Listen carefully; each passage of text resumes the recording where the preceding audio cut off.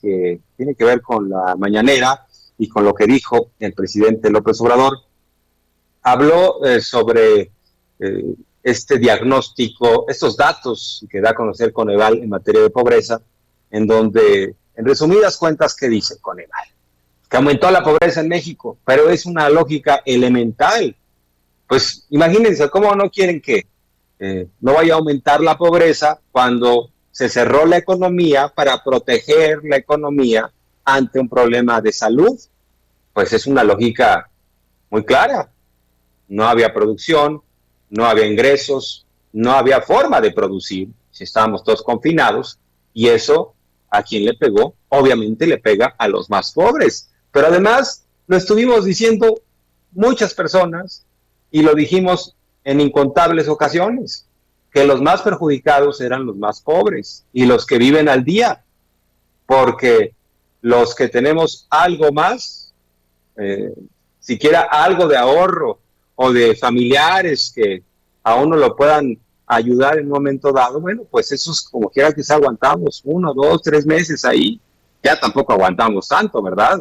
Un año, pero los que viven al día, no digamos los obreros, ¿no? Los que estaban en las construcciones, que si bien se mantuvo como una disposición esencial y no se cerró del todo, pues afectó a toda la industria de la construcción, pero a todas las industrias.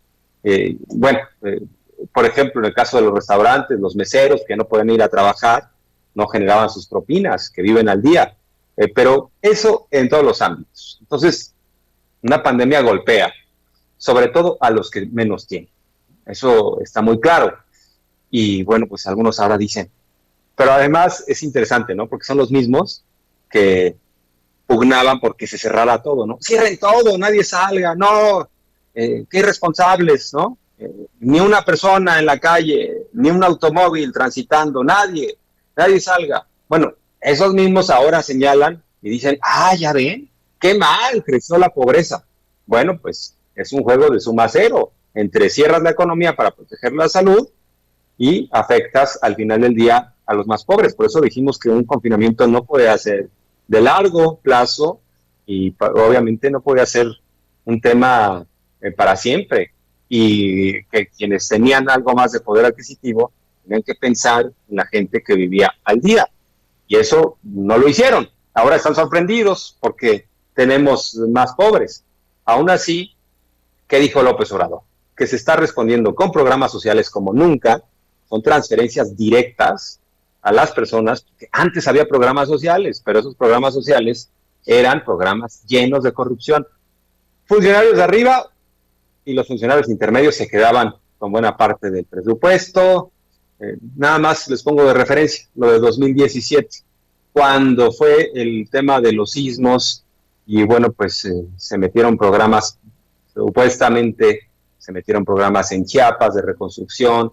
En el caso de la Ciudad de México, los funcionarios se quedaban con esos recursos. Bueno, en el caso de la Ciudad de México, hasta el operador de Mancera está en prisión porque andaba desviando el dinero, ¿no? Para las personas y para esa reconstrucción.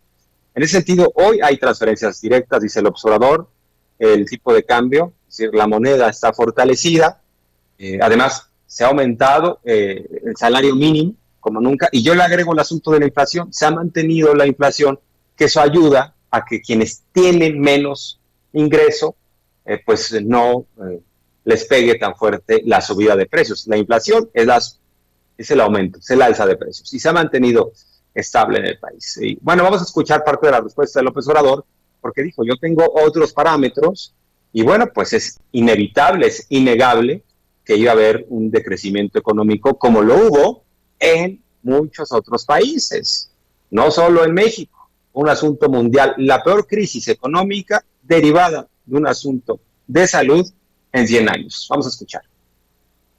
Es pues producto de la crisis sanitaria y de la crisis económica que le afectó mucho a ciertos sectores.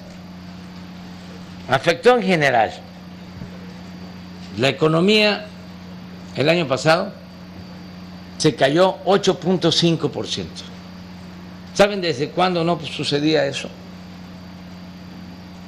Desde 1930 del siglo pasado. Casi 100 años que no se veía o se padecía una crisis así.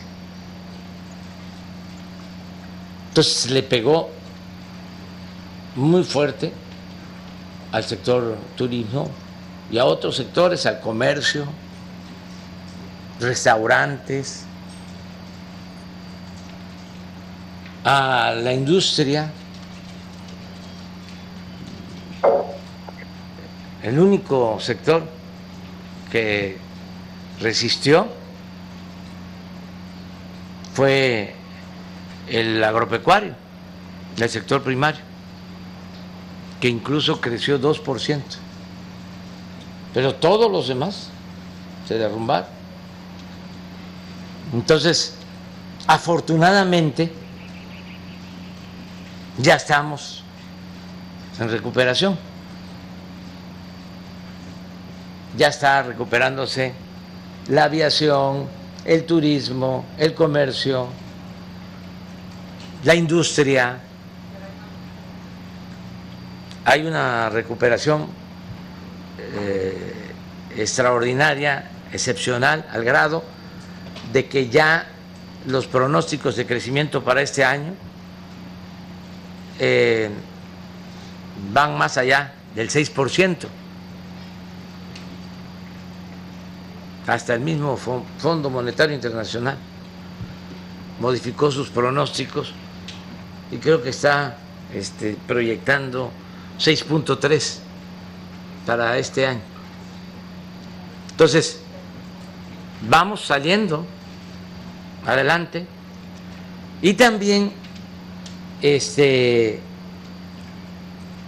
debe de modificarse la forma de medición sobre bienestar, no depender todo lo relacionado con el bienestar solo con indicadores económicos. Yo tengo, por ejemplo, mi manera de medir. Ahora sí que tengo otro dato. Veo los datos macroeconómicos, ¿no? Hasta les podría presumir sobre resultados. Lo voy a decir porque les da mucho coraje a mis adversarios. Y es como ese diablillo de la red que me recomienda, sí. Diles que te vas a reelegir.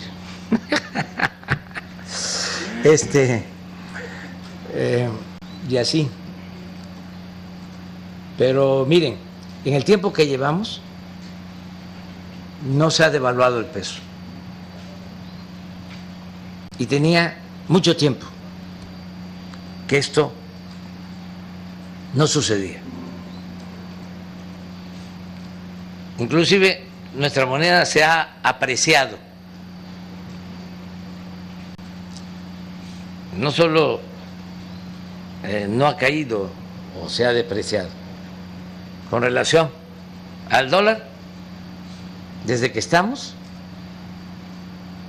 se ha apreciado nuestra moneda. Y esto ni en el sexenio pasado, ni en el antepasado, ni en los anteriores se registraba. Es un buen indicador. Y lo más importante de todo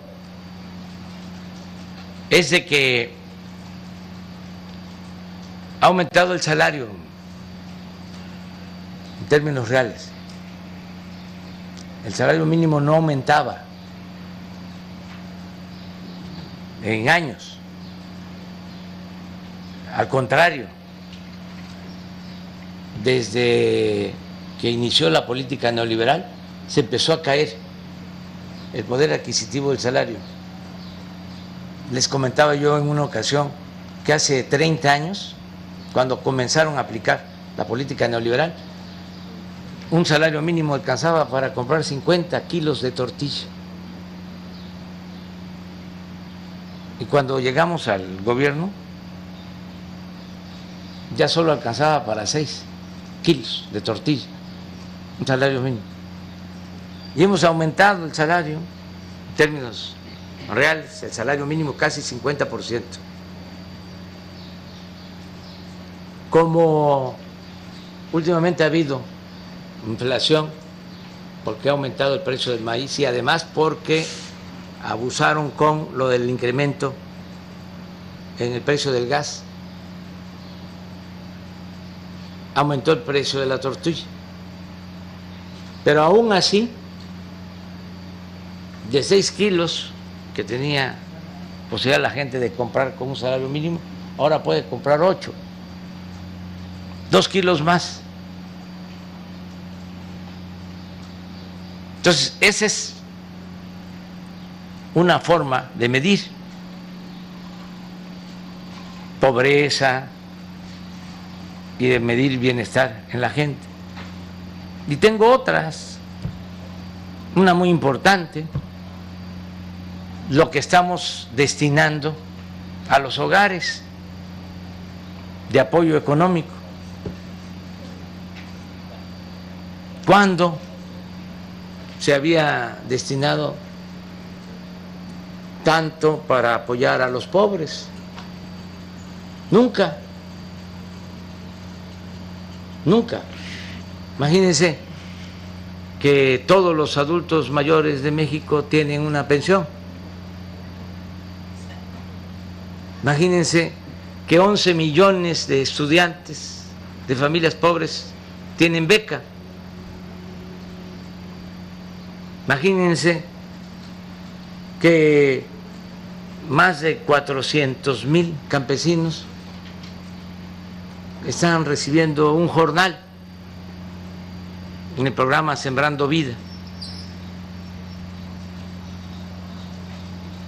Un jornal de 5,000 pesos mensuales, arriba del salario mínimo.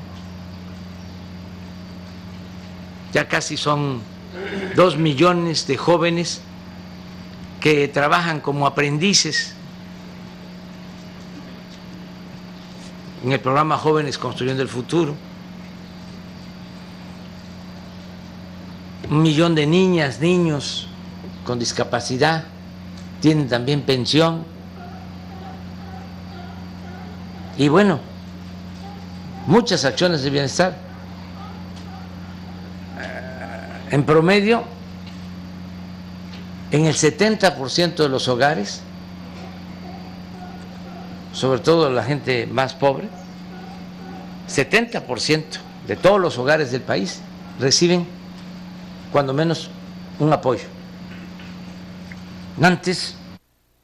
Bueno, ese es un dato central. 70% de los hogares del país reciben un apoyo y creo que nadie le puede señalar a López Obrador que los programas de bienestar se han construido con mucha eficacia, porque la transferencia es directa a los beneficiarios a través de estas tarjetas. Nada del coyotismo de antes, de personas que decían, no, es que yo represento a tantos sectores, ya fuera rurales o campesinos o sectores urbanos, ¿no? A regiones o a colonias populares, ¿no? Ya no se queda en el coyotismo este dinero público, sino directamente va en transferencias a los beneficiarios.